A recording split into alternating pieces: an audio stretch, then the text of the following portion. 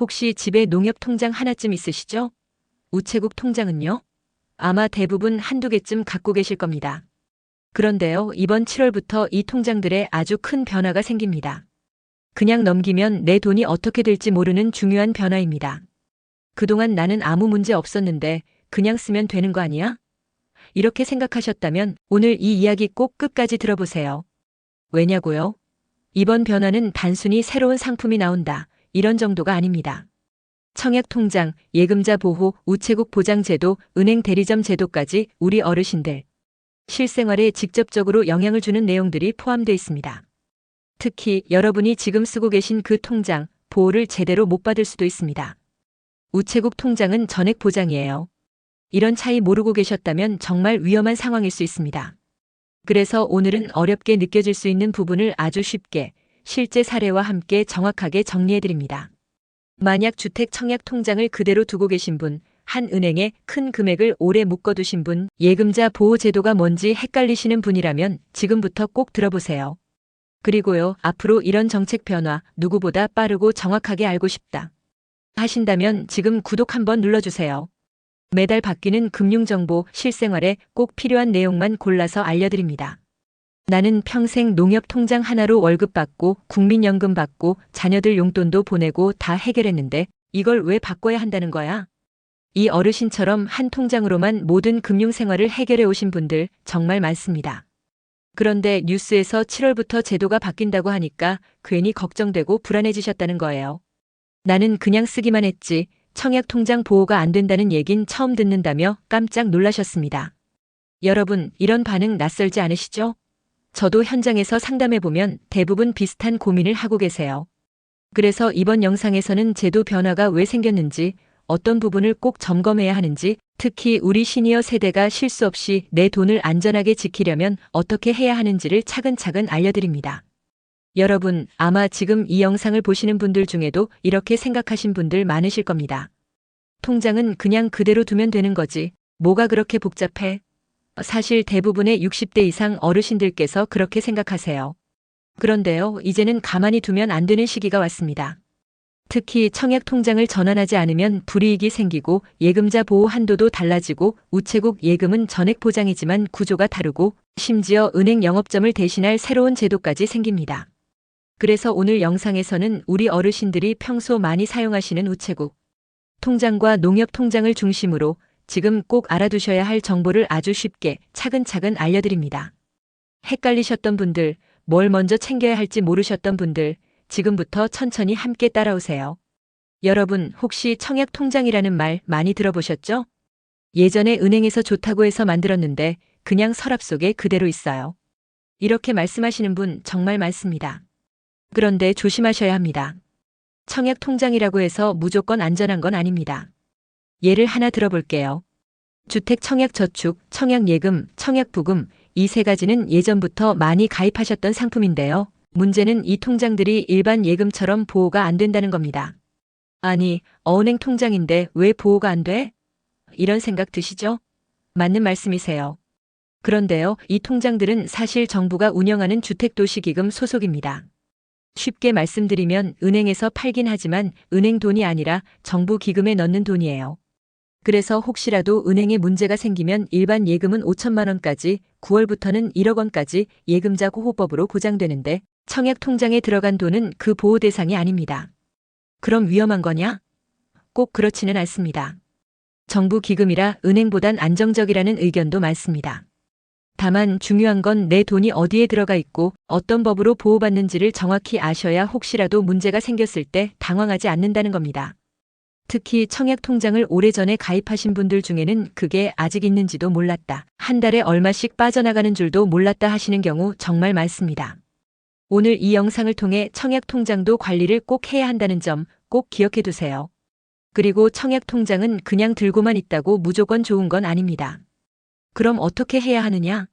바로 전환을 하셔야 합니다. 정부가 지금 권장하는 건 예전에 만들었던 청약 저축, 청약 예금, 청약 부금을 주택 청약 종합저축으로 바꾸라는 겁니다. 전환 가능한 기간은 올해 9월 30일까지 생각보다 많이 남은 것 같지만 막상 시간 지나면 놓치기 쉬운 일정입니다. 그럼 전환하면 뭐가 좋은데요? 궁금하시죠?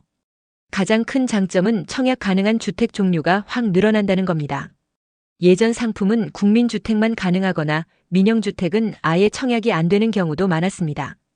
그런데 주택 청약 종합저축으로 바꾸면 국민주택도 민영주택도 모두 청약이 가능해집니다. 집 선택의 폭이 확 넓어지는 겁니다. 또 하나 많은 분들이 걱정하시는 부분, 전환을 해도 그동안 넣은 돈과 가입 기간은 그대로 인정됩니다. 지금까지 부은 거 다 날아가는 거 아니야? 걱정 안 하셔도 됩니다. 또 청약 순위나 점수에도 영향 없습니다. 오히려 전환하면 앞으로 청약 기회가 더 넓어지는 셈이에요. 다만 주의할 점도 있습니다. 청약 종합저축으로 바꾸면 다시 예전 상품으로 돌아갈 수 없습니다. 한번 바꾸면 끝이에요. 그래서 무조건 바꾸라는 게 아닙니다. 내 상황을 잘 따져보고 결정하는 게 가장 좋습니다. 예를 들어 나는 앞으로 청약할 일 없고 그냥 예금처럼만 쓰고 있다 하시면 그대로 두셔도 큰 문제는 없을 수 있어요. 하지만 우리 손주를 위해 청약을 준비 중이다. 언제든 집 마련 기회를 노리고 있다 하신다면 이번 기회에 꼭 확인하시고 필요하면 전환을 고려하세요. 여러분 혹시 내 자녀에게 통장 증여를 계획하셨거나 앞으로 주택 청약에 활용하실 생각 있으신가요? 그런 계획이 있으시다면 지금 청약 통장 전환을 미리 해두는 게 훨씬 유리하다는 점 꼭 기억해 주세요. 또 한 가지, 여러분 예금자 보호 한도 정확히 알고 계신가요? 지금까지는 5천만 원까지 보호받는 게 기본이었습니다. 그런데 드디어 올해 9월 1일부터 이 한도가 달라집니다. 어떻게 바뀌느냐?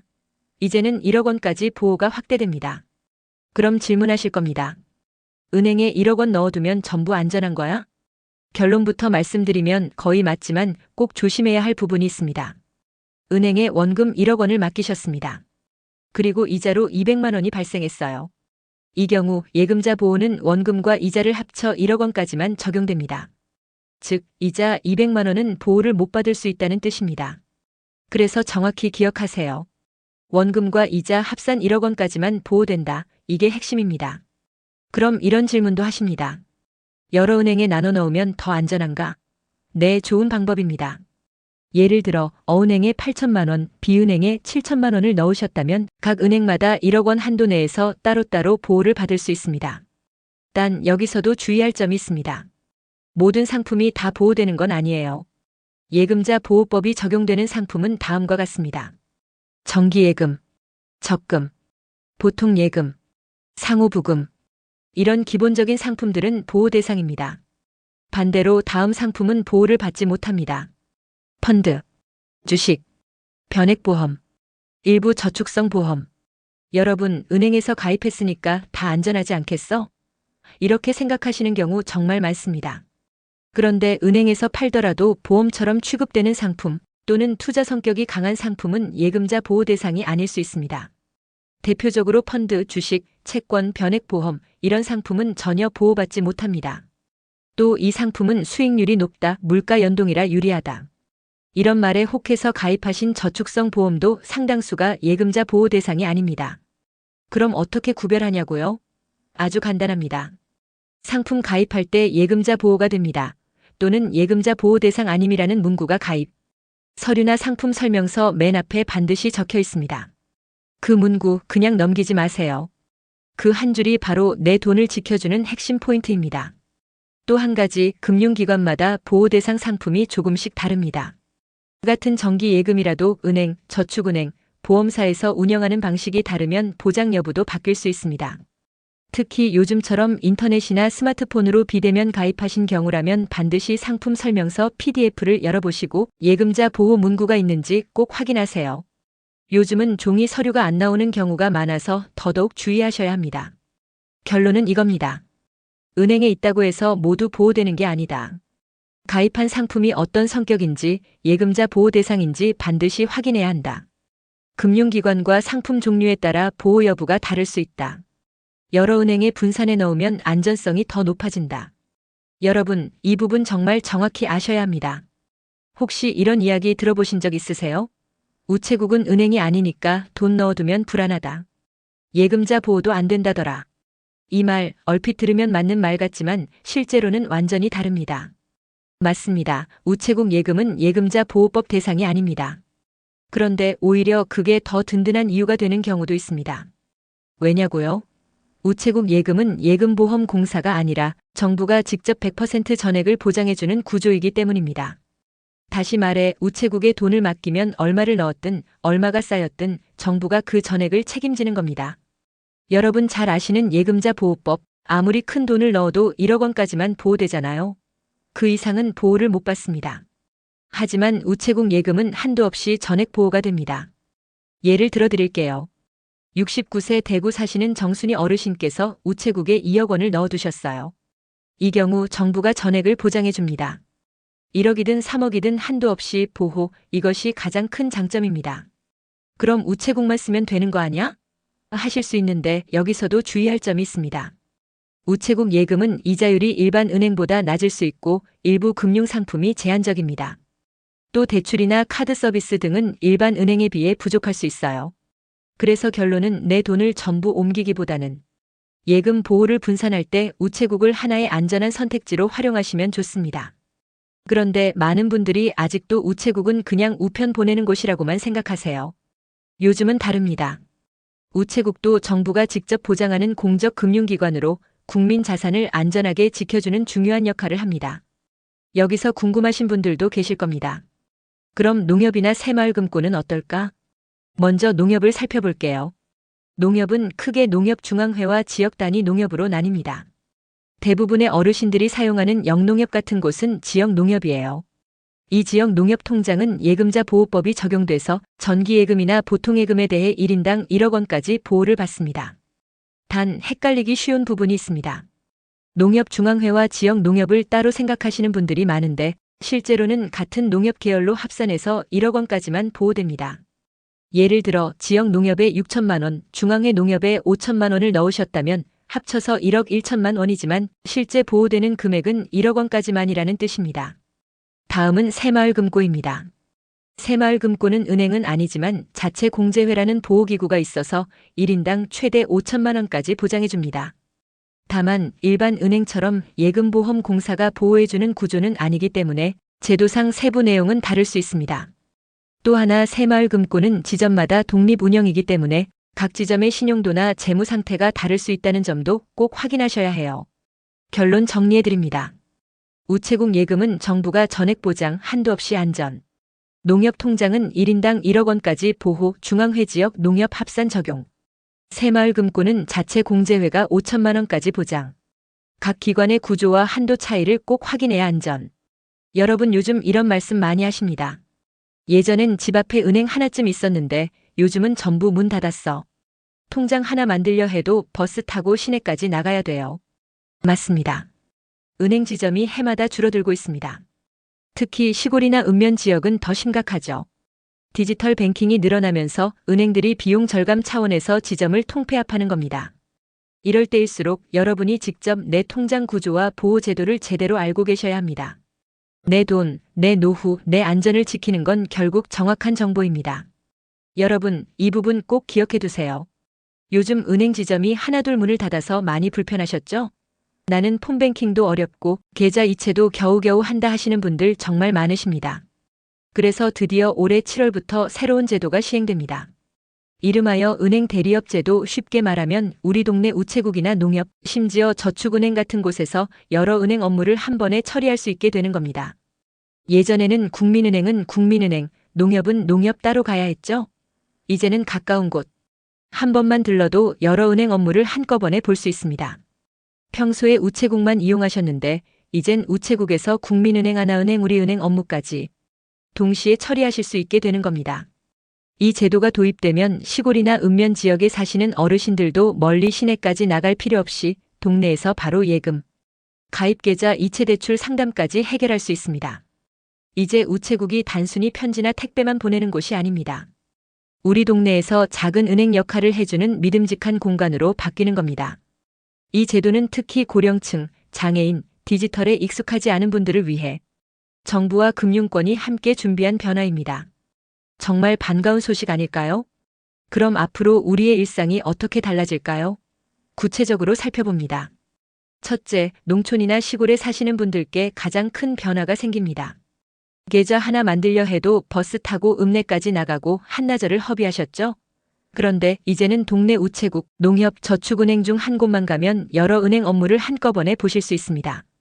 예를 들어 인천 강화도에 사는 73세 이정자 할머니는 동네 우체국에 들러서 국민은행 계좌도 만들고 하나은행 상품도 비교하고 예금 이자율도 확인하실 수 있어요. 그야말로 금융생활의 한방 쇼핑 시대가 열리는 겁니다.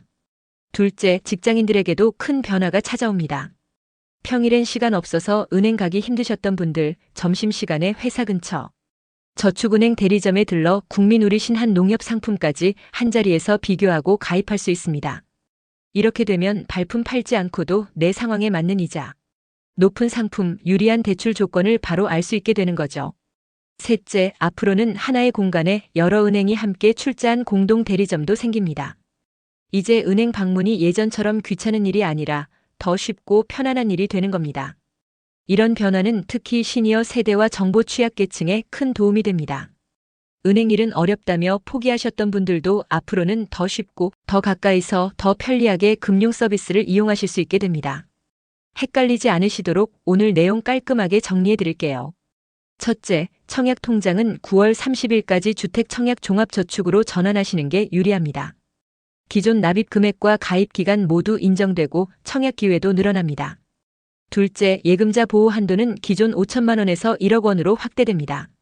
단, 이자 포함 기준이라 상품별로 꼼꼼히 확인하셔야 합니다. 셋째, 우체국 예금은 예금자 보호법 대상은 아니지만 정부가 직접 전액을 보장하는 구조입니다. 금액 제한 없이 안전하다는 점 꼭 기억하세요. 넷째, 7월부터 은행 대리업 제도가 시작됩니다. 가까운 우체국, 농협, 저축은행 등에서 여러 은행의 업무를 한꺼번에 처리할 수 있습니다. 여러분, 지금이 바로 내 통장 상태를 점검하고 내 금융 정보를 다시 확인해야 할 시기입니다. 변화를 제대로 아는 사람만이 내 노후 자산을 안전하게 지킬 수 있습니다. 오늘 영상 끝까지 함께 해주셔서 진심으로 감사드립니다. 작은 관심이 내 돈을 더 안전하게, 내 생활을 더 편리하게 바꿔줍니다. 앞으로도 시니어분들께 꼭 필요한 금융정보, 생활 변화 소식 쉽게 풀어서 알려드릴게요. 이 영상이 조금이라도 도움이 되셨다면 구독과 좋아요, 알림 설정 꼭 부탁드립니다. 다음에도 실속 있는 정보로 다시 찾아뵙겠습니다. 감사합니다.